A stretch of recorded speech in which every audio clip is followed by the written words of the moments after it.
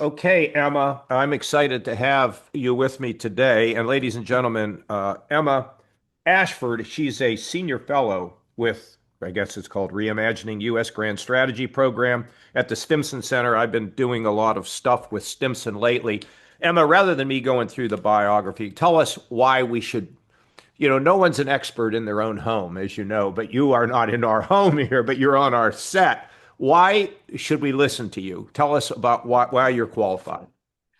Well, I think, I, like anyone else, try to follow what's going on and figure it out, which I think doesn't make me any better than anyone else. But I do have a background in foreign policy. I studied it. I got a doctorate in foreign policy, and then I've spent about 10 years in think tanks, Cato, the Atlantic Council, now Stimson. And I mostly work on Russia, Europe, Middle East stuff. But I wrote a book last year on US foreign policy and grand strategy. So I've been sort of very interested to see the big changes that we've had in US foreign policy with the new administration this year. It's kind of fun to see your academic stuff line up with actual policy. Now, Emma, a lot of people who of the in the kind of the new, well, the right, okay, they don't trust people like you. Like, who is this pointy-headed person? What does she know? Tell us why you matter. Tell me why they're wrong. That you're somehow some kind of global elite trying to sell America down the river. Why, Well, why, why do you matter? What do you bring to the U.S.? look, I mean, I grew up in Glasgow in Scotland. I came to the US, so I am global in some sense. But Glasgow was a working class city. And I think, one of the things that I actually tend to agree with a lot of Americans on is the notion that our foreign policy elites have kind of forgotten what it's like to be out there with people who maybe don't follow foreign policy every day, but are maybe concerned about what they can afford or, how foreign policy actually impacts their own lives. And I think Washington foreign policy elites have not done a very good job of managing foreign policy in recent years. And so one of the focuses of my work is, how can we change that so that it better responds to those needs? So I hope that maybe that would buy me a little goodwill from some of the folks listening.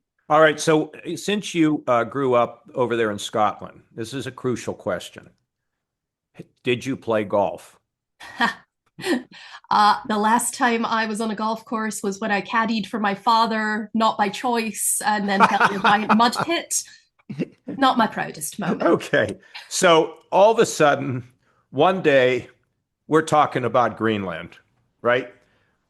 No one in this country really knows much about it. Why are we talking about it? Well, in part because President Trump has decided that it's a big issue he really cares about. Now, I'm not sure it's really so important as to suddenly be the major headline and focus of the president for this week.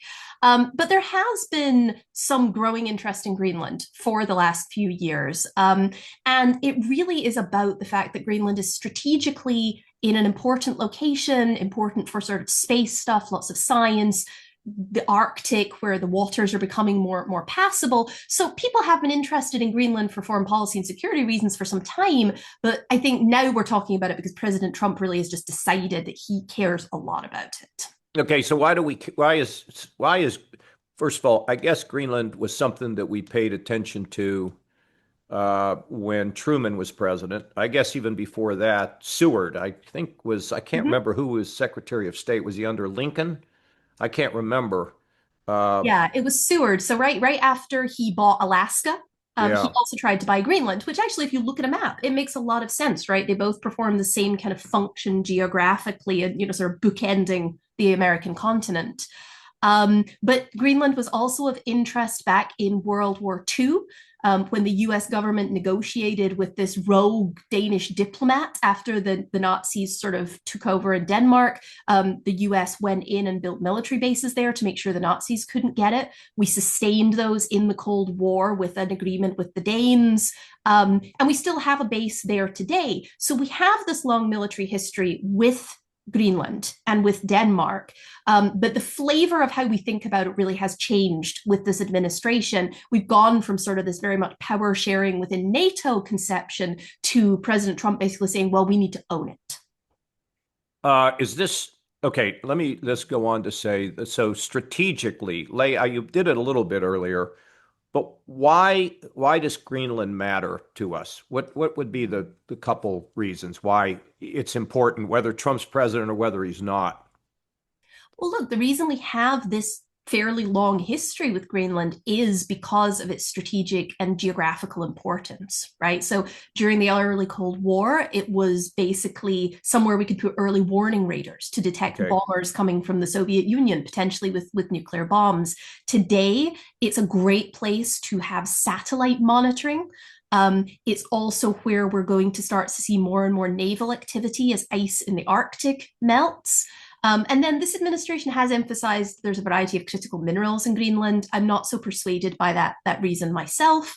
But again, I'm not saying here Why that. is that? Why is that, Emma? Why are you not persuaded on Oh, that? because those critical minerals are mostly available in other places and they can be extracted a lot cheaper and easier. In Greenland, they're under so much ice, it would be extremely costly. Now, my understanding is that when we did the earlier treaty under Truman, that it provided for a significant extension or an extension of what we can do in Greenland. Is that right? That in fact we could build more bases, we could do other things. Is that the situation? Explain that to us. Yeah, so we do have a significant number of rights in Greenland. The initial How treaty. did we get them through this treaty? Yeah, so again, this has been a fairly you'll hear it said that the US basically has this treaty of friendship with Denmark and it's to do with Greenland and we all agree. That's not entirely true. This has always been kind of a tug of war between ever since World War II, the US basically saying, okay, we'll give you Greenland back after the war, but we want to sustain some bases there. It's important. And the Danes largely agreed with that. They gave us a lot of rights to have sort of various bases and facilities there, but there were disagreements over things like could the US place nuclear weapons there? What kind of spy gear could we have up there? And then a lot of it was renegotiated immediately after the Cold War to give the people of Greenland themselves a voice in some of this. So we do have the ability to dial up our troop presence there, to talk about other kinds of basing, but it's not quite as clear cut as we can do anything we want to do. Yeah. Is there a reason for the United States to own Greenland in order to accomplish our strategic objectives? I am not sure ownership is necessary. Okay. Again, I think there's some renegotiation of the treaty that probably would have been very helpful, and talking to the Danes about what more we could do. But I think, it really is a question of, will we continue to have the access we want? Even if Greenland becomes independent, even if the Danes decide they don't want it, both of those seem to me to be rather far fetched that we would lose access. So I'm really not concerned about owning it. Hmm. Um, so when Donald Trump is telling everybody, and he's now backed off the idea that we're going to invade or by force or whatever, and he makes the speech over at the conference. A lot of it pretty insulting to our allies. The question is, and the Prime Minister of Canada has talked about a rupture. Um, have we ruptured our relationship with NATO countries? Are we seeing an unraveling of the relationship between U.S. and the NATO allies, in your opinion? Look, we're certainly seeing a shift in perceptions on the other side of the Atlantic. Folks in Germany and France and elsewhere are saying, well, look, maybe the US isn't as reliable an ally as it used to be. Now, to me, that's in some ways an overdue step, right? We really do need the Europeans to step up and do more. It should have been something they've been doing for a long time. But from my point of view, I feel like we've swung from, under Biden, everything we did was about reassuring allies, giving them carte blanche, saying, do whatever you want. And under Trump, it's basically, well, we hate allies. Go and, we're going to invade your territory. There is a happy medium where we try to have partnerships with capable countries that can help us and we can help them. We seem to have swung straight past that. So I'm not sure we've ruptured the alliance permanently, but it's not trending in a great direction. Well, then, once you shatter the trust, how does the trust get rebuilt? Well, Particularly when we have got it. I mean, as we say, we say in America, right in their face, right? We're pushing them and and insulting them and threatening them. And how do you put Humpty Dumpty back together again? I would assume Humpty Dumpty probably has fallen. How do we pick up the pieces? Yeah, well, look, I mean, I think that the question is one of trust, right? It's not necessarily one of good feeling. I know there's this tendency to portray the NATO alliance as, it's about values, it's about feelings, it's about how we all like one another and we're all democracies. NATO really is based on US interests. So what we need to do is get back to a point where other countries in NATO trust that it is in our interests to help them defend themselves, or in some cases potentially to even step in and do that, and that we do so because it's in our interest. And again, I think that's actually still a reasonably good argument, especially if Europe starts to do more for itself. But I think the notion that we're going to get back anytime soon to this being a sort of a friendly club where we all get together, I don't think that's happening anytime soon. Well, is that important? A lot of debate in the sort of the literature and among historians on NATO has been about, is this an alliance of values or alliance of interests? And the answer is it's a little bit of both, but the interests really do matter, right? We admitted Turkey and Greece into the alliance, even though they were both autocracies and even though they were both going to war with one another on a regular basis back then. But we did it because it was important for security. They were geographically important. And so I do think that NATO can persist without necessarily being this chummy club. I think it can persist just fine as a defense alliance that serves all of our needs. But don't you think that the NATO alliance and those in it and those who would like to be in it represent a set of values that have to do with the way in which human beings can flourish on human rights, freedom of speech, um, the things that really the United States was founded on that our European friends embrace, which is beyond people's direct national interests and something that represents the beautiful part of human beings being able to have these protections of free speech, the right to gather, the right to assemble, the right to protest. Isn't that an essential part of this? Because it's everything in life can't be about who's making a buck here and there.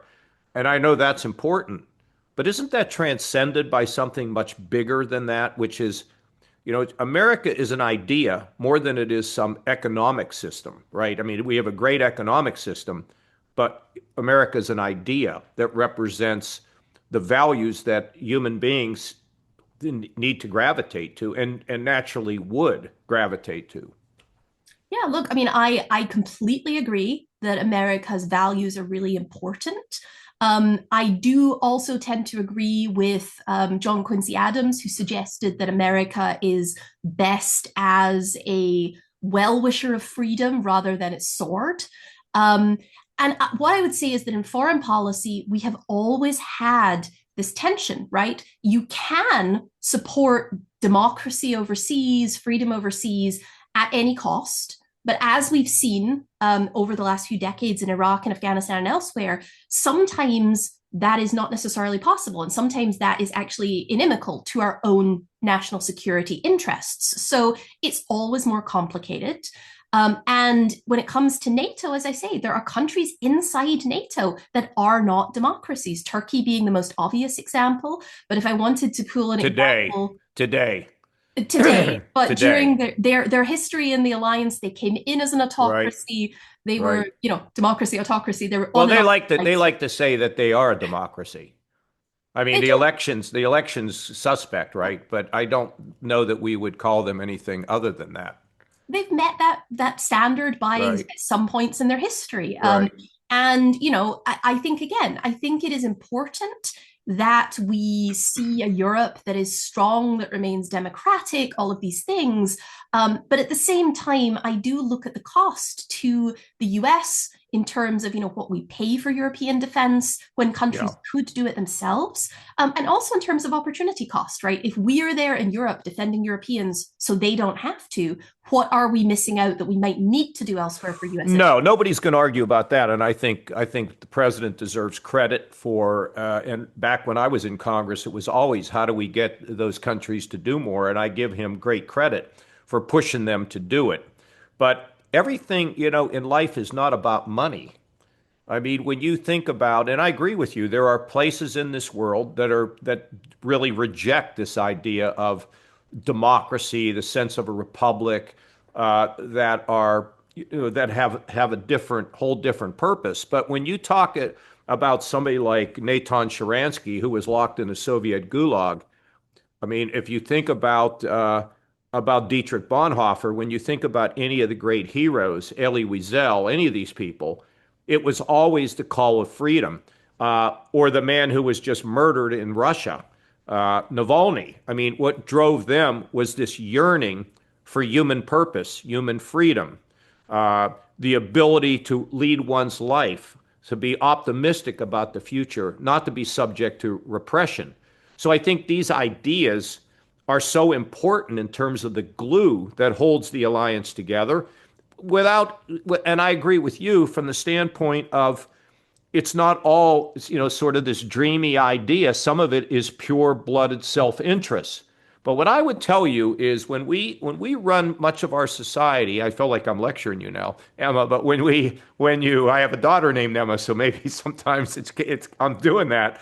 But when everything is driven by self-interest, things usually don't work very well at the end. So self-interest a little bit, ideas of freedom, emancipation, and all that, to me, should be the overhang of how we do things.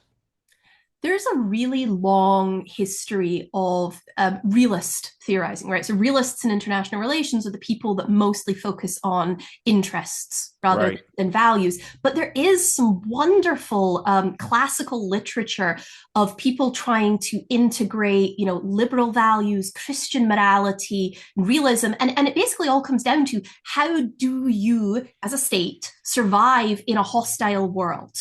While also sustaining your values. I am most persuaded by the voices in sort of that school that suggest that for policymakers, the primary concern should be the people under your care. That's the Americans, and you should be thinking about how best they can flourish in this world. That doesn't mean that we can't sometimes help others overseas that are facing oppression. That doesn't mean we can't act as a place for them to flee. But it does mean less focus on sort of militarized spreading of freedom and democracy, and more looking Yeah. for ways to No, I don't think bolster we it should be. globally. Yeah, I don't think we should be spread. We should try to spread it from the standpoint of using a gun, but of inspiring people to know that what you think about the time when the Soviet Union was together and there were people that came over here and went through our stores and their minds were blown when they saw the prosperity of the West driven by an economic system that rewarded investment and risk taking. And then when the Soviet Union fell apart, again, it was like, holy cow. I mean, you talk to people who live, I have friends that lived in Albania. They're like, oh my goodness, I cannot believe this country. I was with a guy yesterday from Uzbekistan. He tells his kids every day, happens to be Jewish, and he was persecuted, a young man, persecuted over in Uzbekistan because he was a Jew, and he tells his daughters every day about how wonderful it is to live in America. He's not talking about his economic interests. He's talking about life, you know? So I don't think we impose it from the barrel of a gun. We know that doesn't work. And in my opinion, we shouldn't go somewhere where it is not in our interest to intervene militarily, but to have the voice of America being able to spread messages in Iran.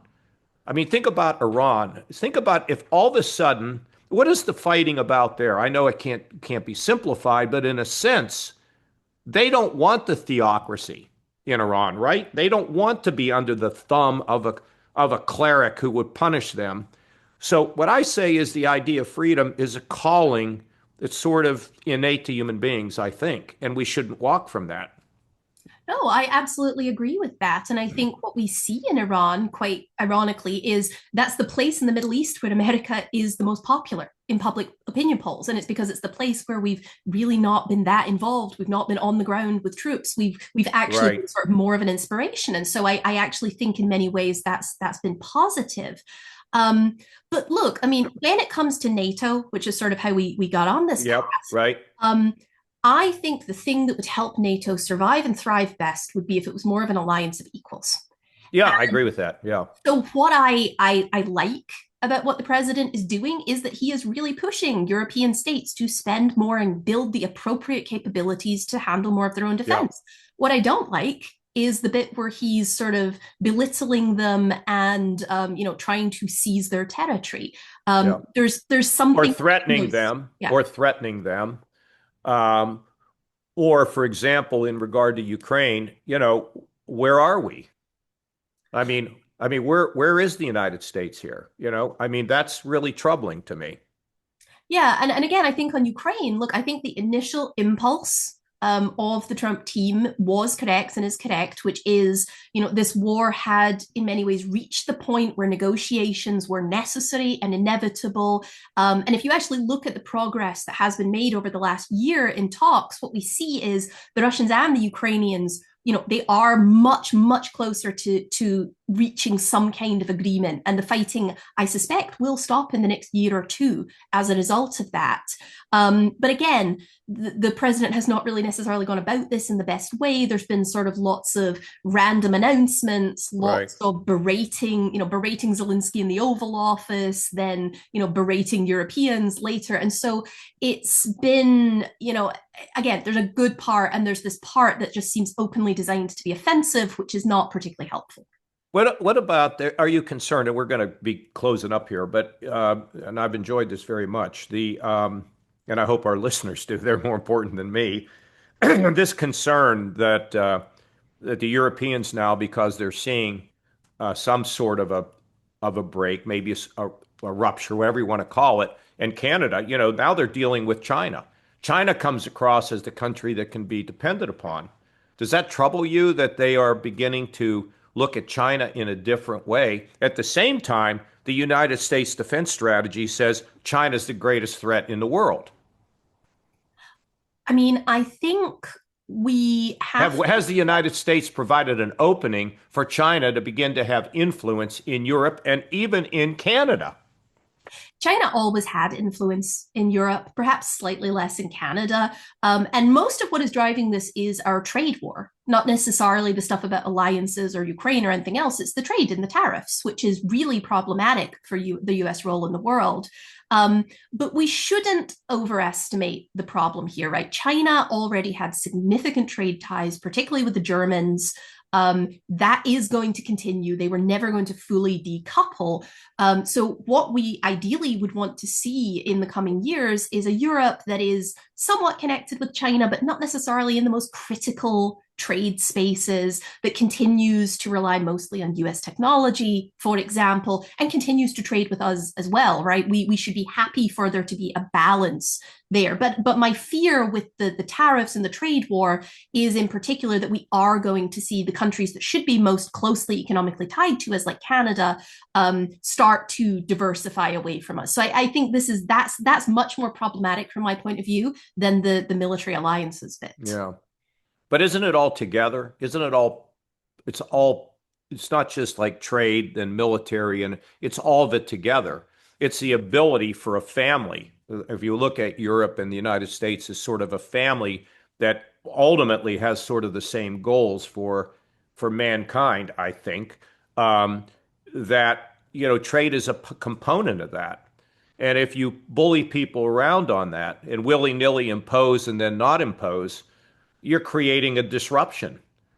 It's just not perhaps not as dramatic as the military side of wanting to invade Greenland, whatever, but it's also a disruptive factor in terms of holding people together. I don't know what you're going to do tomorrow to me. So I need to start thinking about working with some other people.